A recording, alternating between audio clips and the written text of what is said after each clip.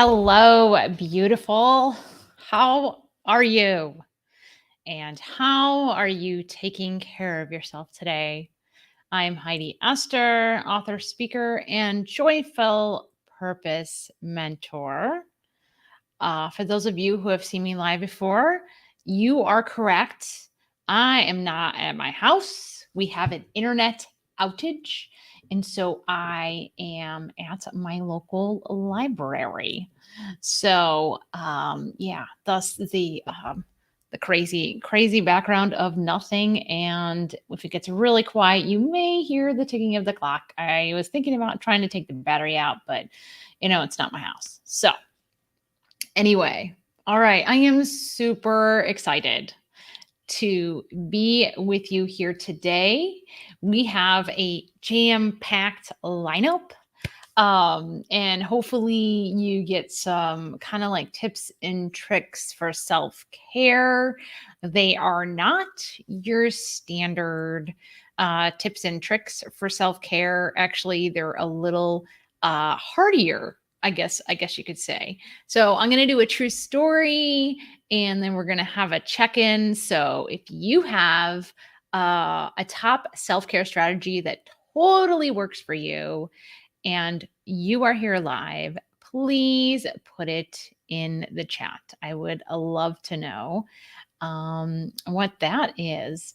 So, after today's story, we're going to address more of like getting to the root of why you may not be practicing self care as much as you feel like you need to, or why you just don't think it's like that important. Because, you're a helper, you're a giver, you're a parent, you were a teacher. There's so many other lives, right? To help.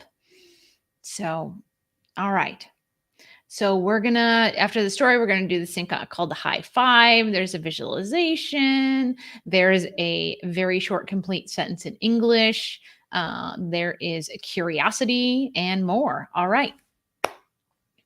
We are gonna get started.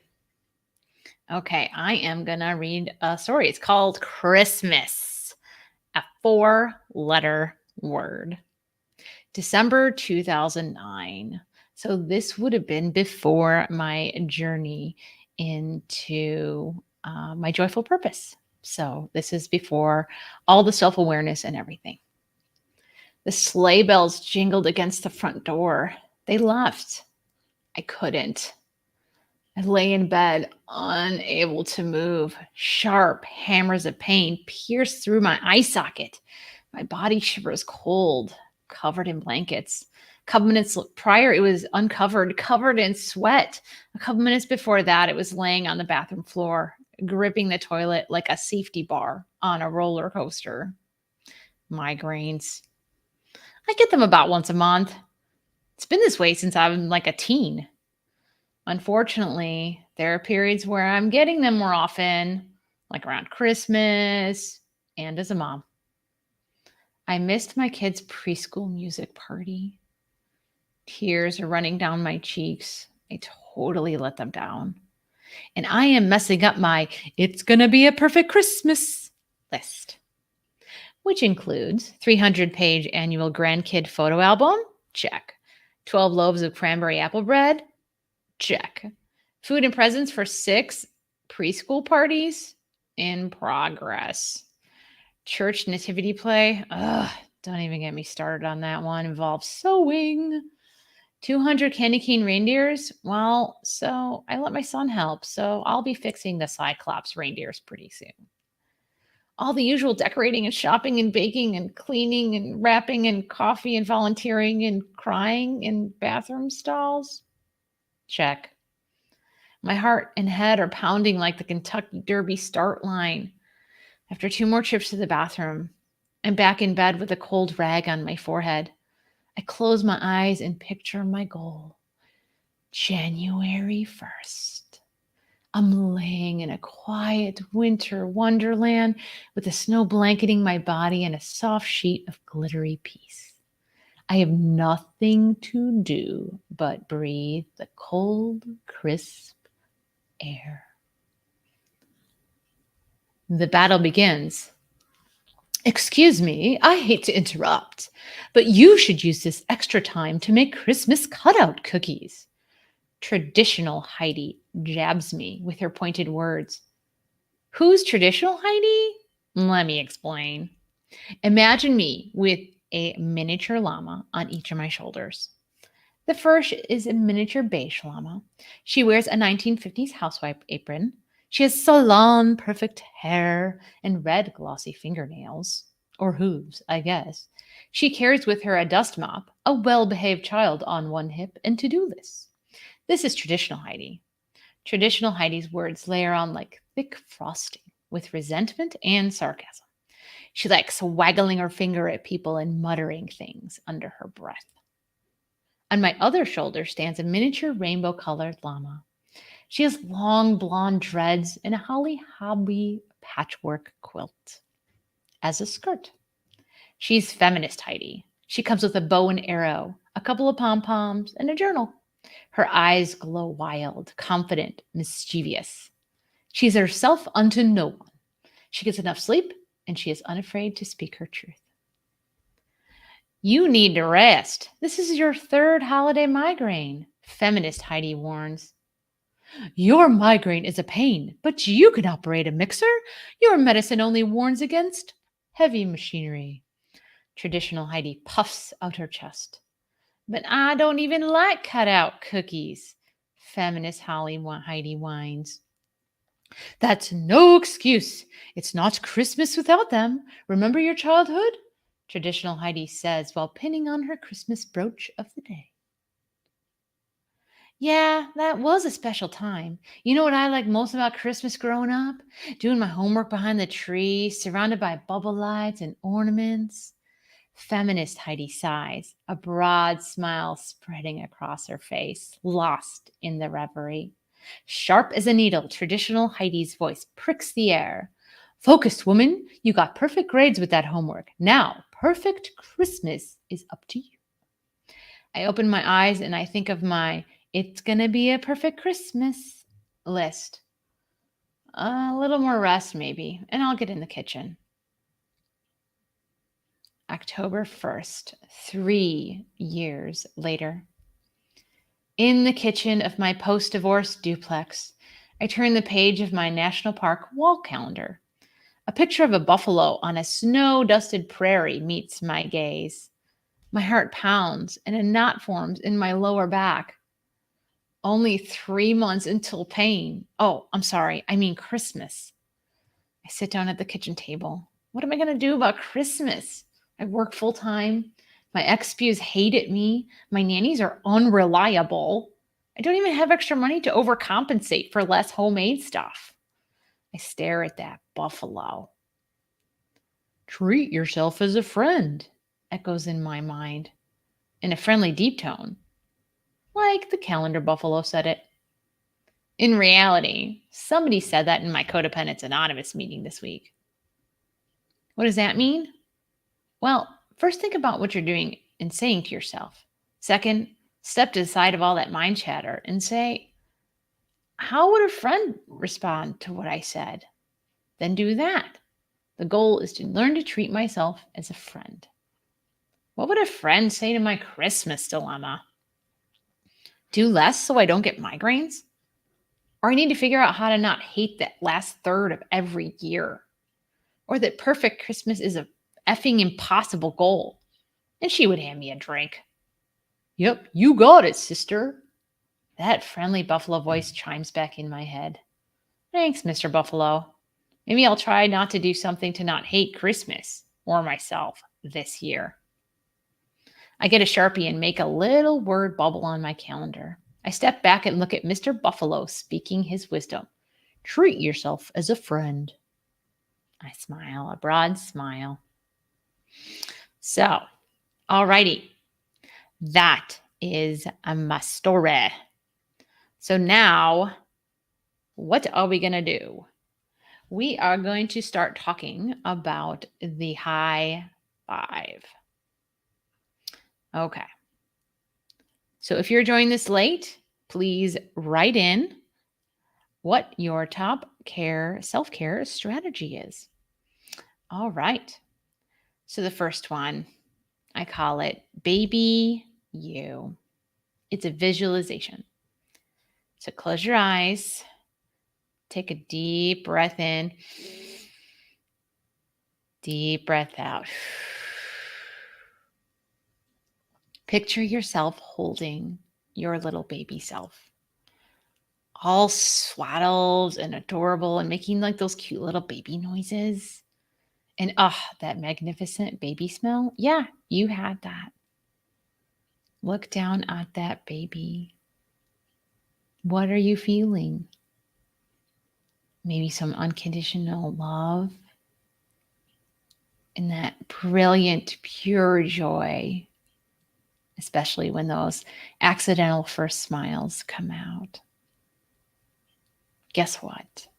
That's who you still are inside. That unconditional love and that joy. You carry that baby inside of you who is inherently worthy just because they are. All right, you can open your eyes. Questions. Thinking about that baby. Is there anything you wouldn't do for that baby? Would you deny food or a clean diaper to that baby? Hell no. So here's the deal. Now is the time to give yourself permission to feel worthy of being on your list, because you still are that miracle of life inside of you. So whenever you're doubting if taking care of yourself is just kind of optional, or you'll get to it later, or you sleep in on the weekend, or you'll work all these crazy hours now and you'll just catch up. Like what did my dad say, oh, you can sleep when you're dead. No, I love my parents. I love my dad. I don't agree with that. I sleep when I need to sleep because I'm taking care of myself now. Just like you wouldn't put off taking care of the baby if it was like crying and it needed food or anything, right?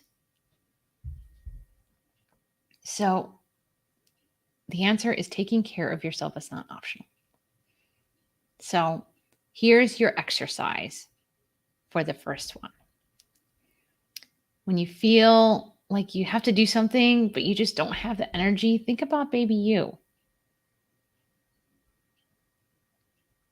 Would you deny them time for all that loving and cuddling? No, you take care of you. That is the most important piece, right? Like they always say, put on your mask on the airplane before you put on other people's. You gotta fill yourself up. You gotta breathe. You were born with the right to breathe and to love and to have joy because you are that baby. Right? Right. All right. So let's write this down here. So step one.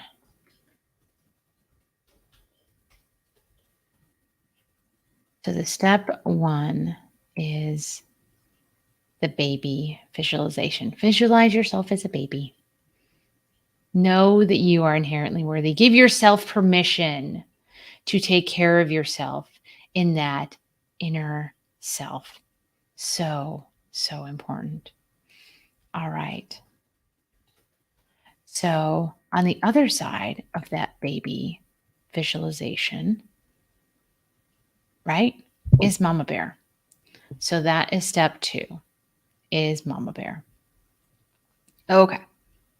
So in that exercise, when you were holding your newborn baby self, you were the mama bear.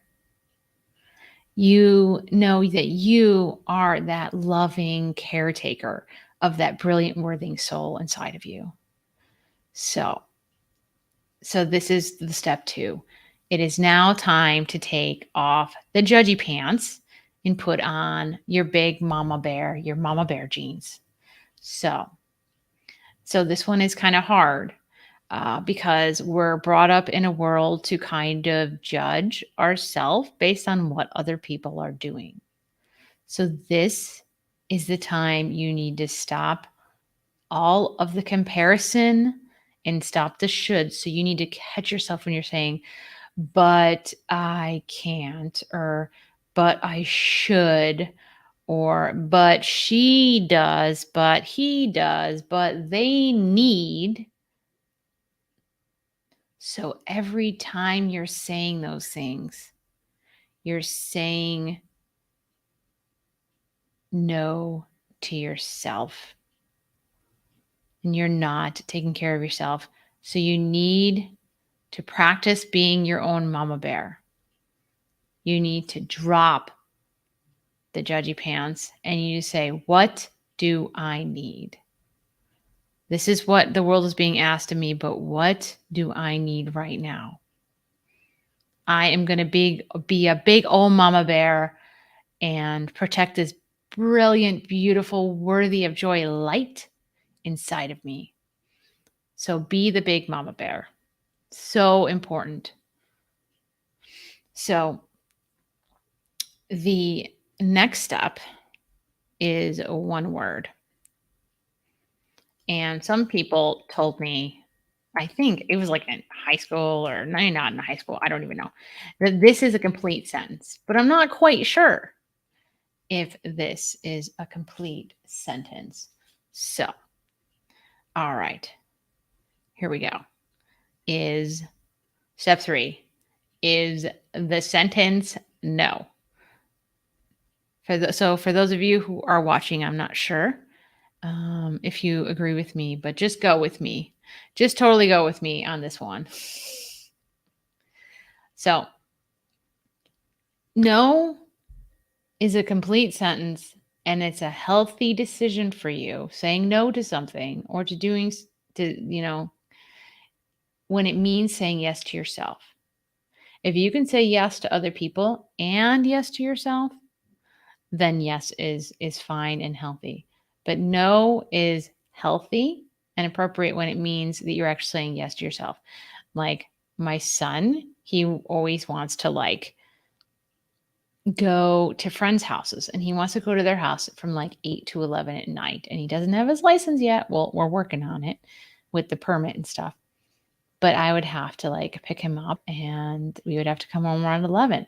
So right when he asks me, I can tell in my body whether or not that is a good choice. And I'm someone who it takes a really long time to make decisions. So you can kind of get the gauge on when somebody asks that of you. And this is good. Okay, so this is going to be hard because we are taught as givers and helpers and caregivers and teachers, we are always taught to put others first. It is important. Others' needs are important, but our needs are just as important and just as deserving and worthy as theirs. And if you're not going to say no, you're going to open the door for people to kind of walk all over you. So sometimes do you feel like you're like a people pleaser or like a human doormat? If anything any of those resonate with you, or a workaholic. So those are all kinds of types of labels that we give ourselves that are clues to saying, all right, I need some stronger boundaries. So I want to read.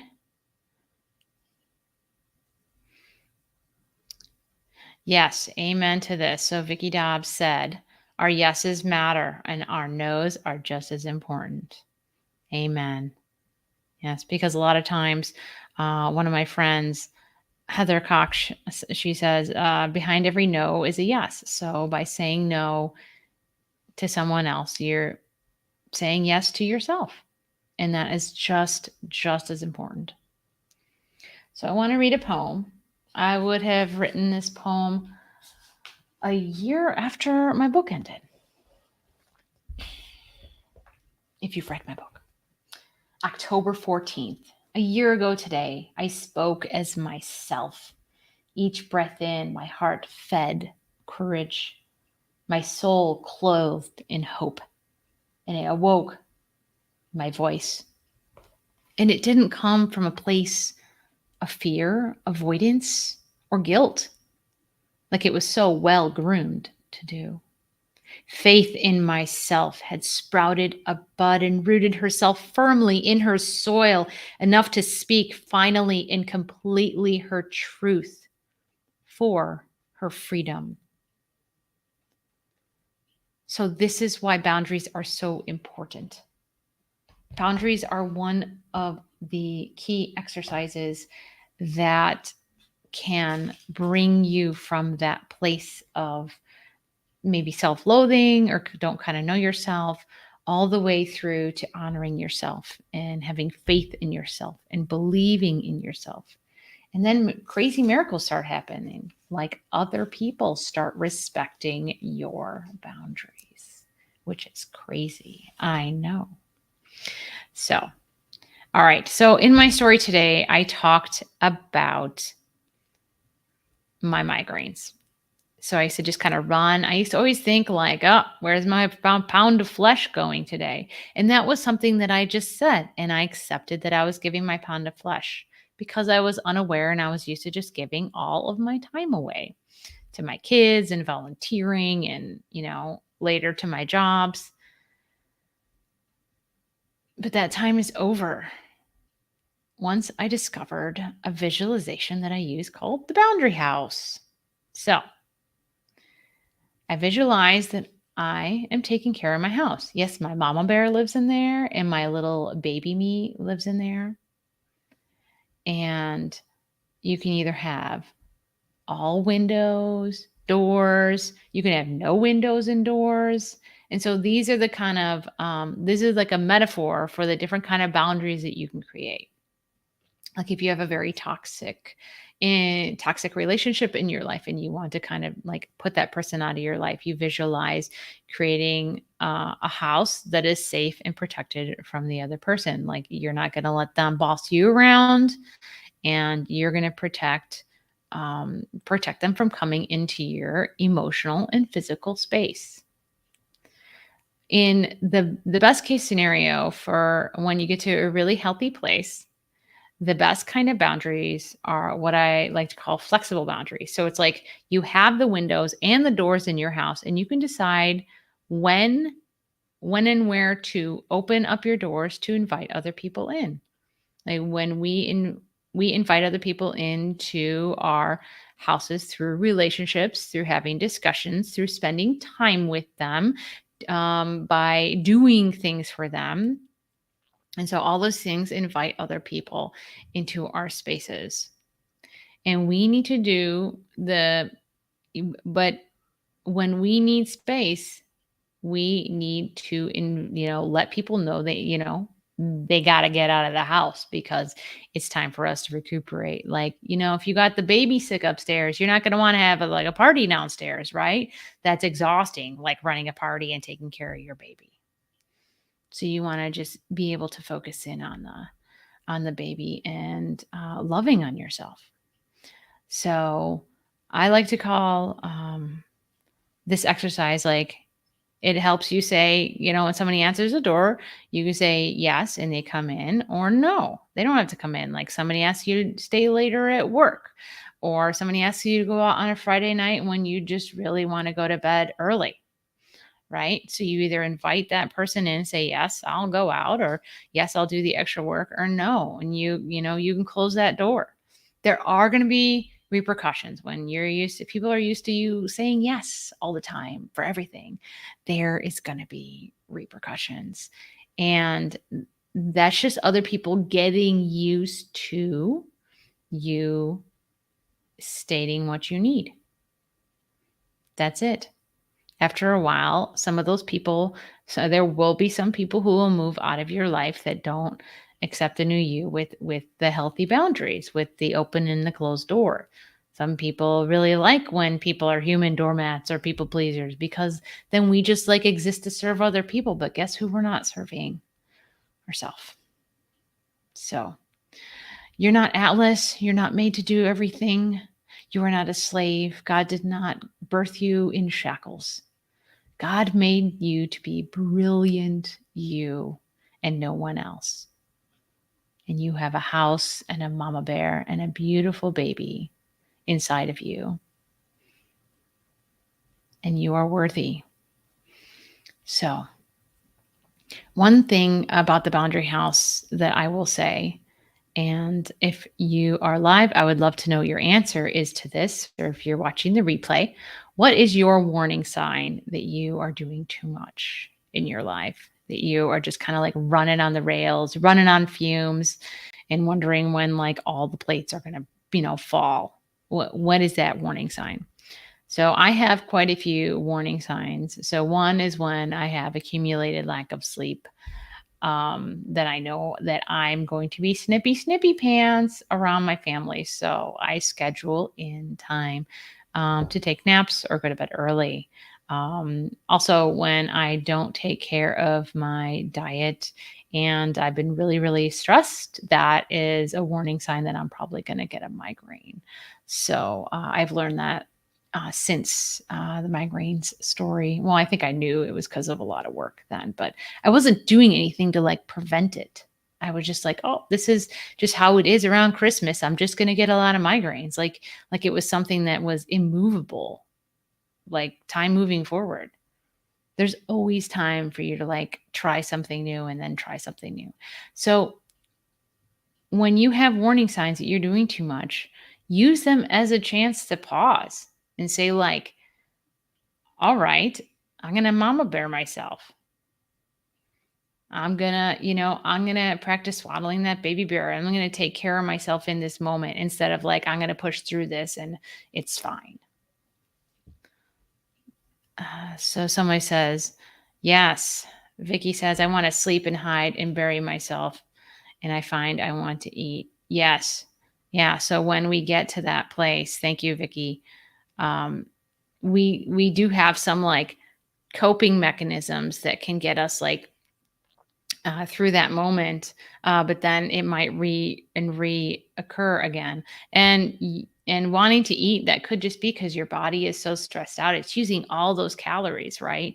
And so finding ways to like healthily, or maybe like find comfort food that nourishes you or nourishes your soul, to get you through that moment. It's so incredibly important. All right. So step 4. Let's move on to step 4.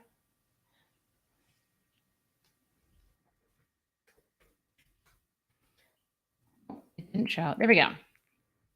Step 4, know thyself. So it's time to engage the curiosity.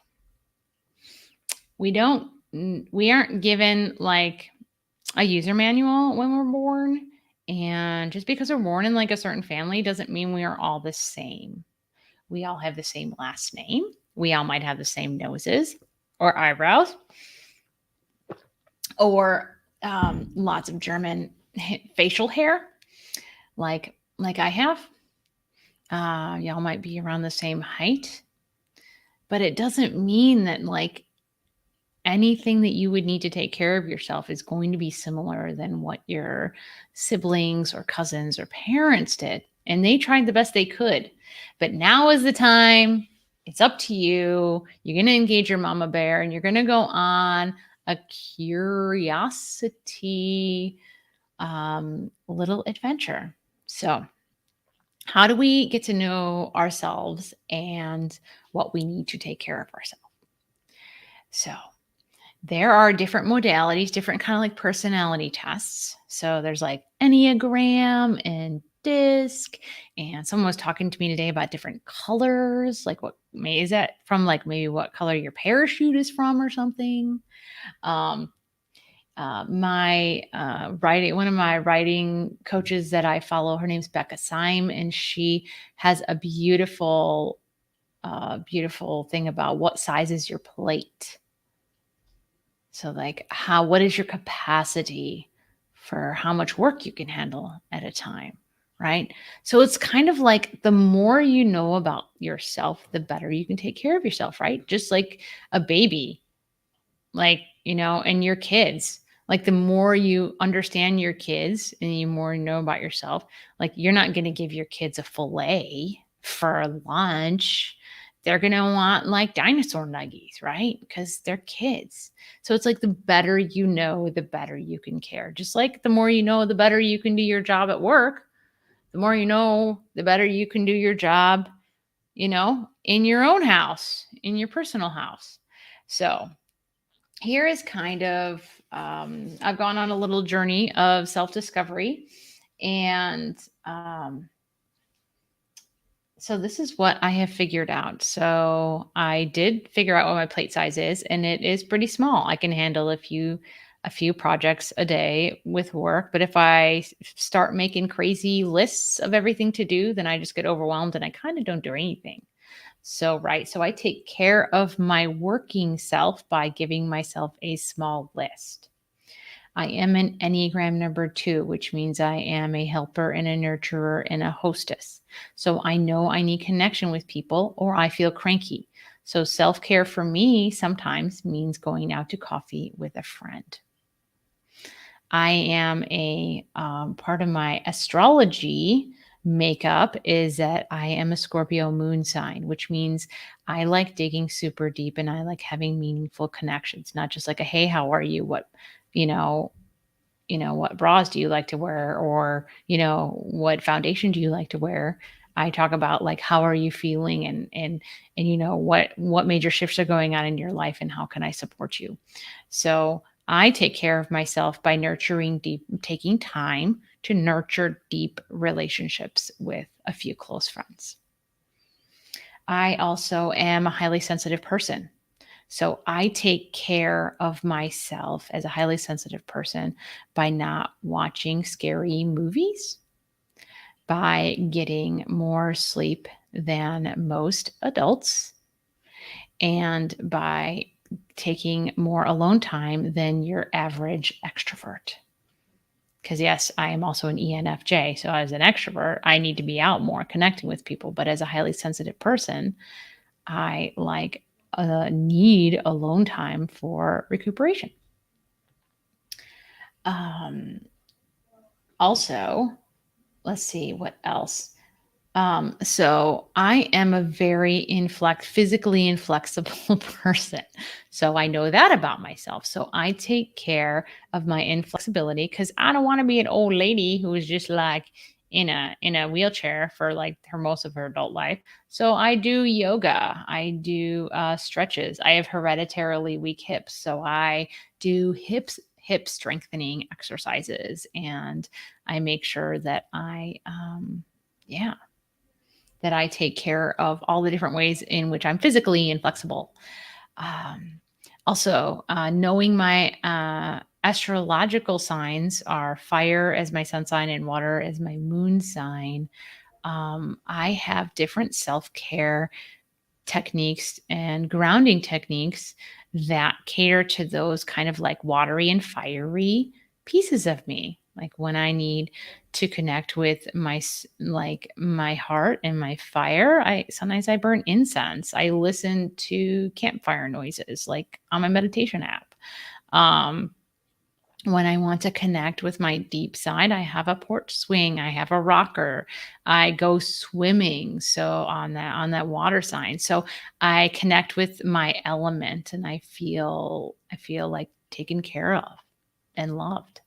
So yes, it's time to go on a journey to know thyself. And I can actually totally help with that too, because peeling your onion is a great way to build up the support and the resilience to take those steps forward to kind of like get to know the different pieces of yourself. And so in this realm, knowing yourself will help you better take care of yourself. Knowing yourself also, I will tell you, helps you understand and see a bit of the unique, peculiar genius and brilliance inside of you. So not just saying like, oh, I'm just a mom or I'm just a coworker, blah, blah, blah. You can say like, I am this unique, brilliant soul and I need these things so that I can thrive. Like I need time to write every day so that I feel that so I connect with my deeper side of me and then my joy. And if I don't connect with those, I come across as like not shiny at all. And so, then I'm like, well, what's the point? Why am I doing this? Why am I doing this entrepreneur road if it's not working for me? If I'm just grumpy, right? It doesn't make sense. Like I could do lots of other things and, you know, be, perfectly financially fine lots of other ways. So I'm in this for me. So I'm going to take care of myself. You're in this life for you. You need to take care of yourself so that you can shine your most brilliant light. So, okay. So I bet you thought the step 5 would be like go out and figure out what self-care. So, what I will say at the end of step 4 under know thyself is start making a list of all the beautiful, peculiar ways that you were made in this world and what that means for your self care. Like, I know that I'm a nurturer and a hostess. So I love connecting with people and, inviting a couple people over at a time and being able to host them. Like that is a form of taking care of myself because it's authentic to me and it fills my cup. So self-care doesn't always have to mean like buy your self-care. Self-care could be putting yourself in situations that fill you and make you feel whole and joyful inside. So it doesn't have to be like all alone self-care. Sometimes it will be. Most times it might will be, but sometimes it won't be. You have to honor yourself and how you were made. So, all right. So step 5, you ready for this? Okay. Forgiveness. Okay. So bear with me here, but I'm going to get a little woo woo here. So every time that you talk shit about yourself or you give yourself a hard time about something or you kind of let somebody else's priorities kind of like run your life, you are saying to your all your past selves, right? So think of every day you are a different person, right? Because we all show up every different day, trying, learning new things, right? Growing into new, wiser versions of ourselves and trying to, at the very least. So you are saying every time that you let other people's priorities become your priorities and you put other people first, you are saying no to all those past versions of you, your current self, and all the future versions of you. So, by taking care of yourself first and forgiving yourself for what you did and how you showed up or whatever happened, just giving yourself blanket forgiveness and acceptance. Because, right, we try our best. You got to try your best and let the rest go. We can't control the outcomes, right? You can only control the inputs. So, by forgiving ourselves and trying our best and showing up to take care of ourselves every day as our top priority, then that says yes to all those past selves, your today's self, and all your future selves. So forgive yourselves, love yourselves, and you will be able to shine so much more brilliantly because you will have let that go, right? You're just letting go of all those different days that you tried and you worked so hard because you did. So, all right. So we got the 5 things. We got the baby visualization because you are inherently worthy. We got the mama bear. Yes, it's time. Your time for being parented is over and it's time to mama bear yourself. We have the boundary house. No is the new yes. Like I like to say, brave is the new toast, but that's a whole other story. No is the new yes, the yes to yourself. Know yourself, right? Curiosity. So we got baby visualization, mama bear, boundary house, then using the no, and then know thyself. Be curious and start to write down all the different ways that you take care of yourself or you're trying to take care of yourself and how they feel, how you feel. Like you can have a journal like, I feel great when, and just write out all the times you feel great. And those are times you're taking care of yourself. Those are times you're not putting other people's happiness before yours, or you're sacrificing yourself for other people. Those are times where you're walking hand in hand with people. You're saying yes to yourself, you're saying yes to them, and you're walking forward in your brilliant light. And so last is forgiveness. Like you tried your best. Now is not the time for guilt and shouldas and wouldas and couldas. You tried your best. You forgive yourself.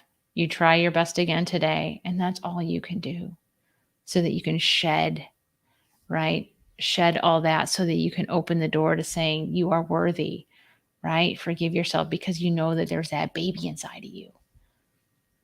Okay. All righty. Well, this has been a long one. And I hope that you found something helpful. I would love to know. I know this is kind of an unconventional self care, but self care is really hard for people who, we're all just trying to take care of others and nonprofit missions and our families and our communities.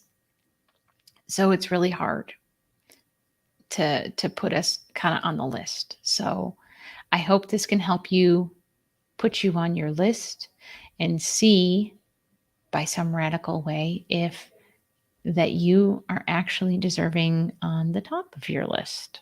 I know it's kind of radical. Maybe we can talk about that another time. So, all right. I would love to know what you think about any of the steps. If you try any of the steps whatsoever, the baby, the mama bear, the saying no and putting your boundary house up there, engaging your curiosity for knowing yourself a little more, and practicing forgiveness. So, yes, Vicky commented, "Thank you, Vicky. Taking care of you first is the most important thing you can do for you, your family, and your world." I couldn't have said it better. Amen. All right. Sending you love, light, and laughter. Until next time, I'm Heidi Esther.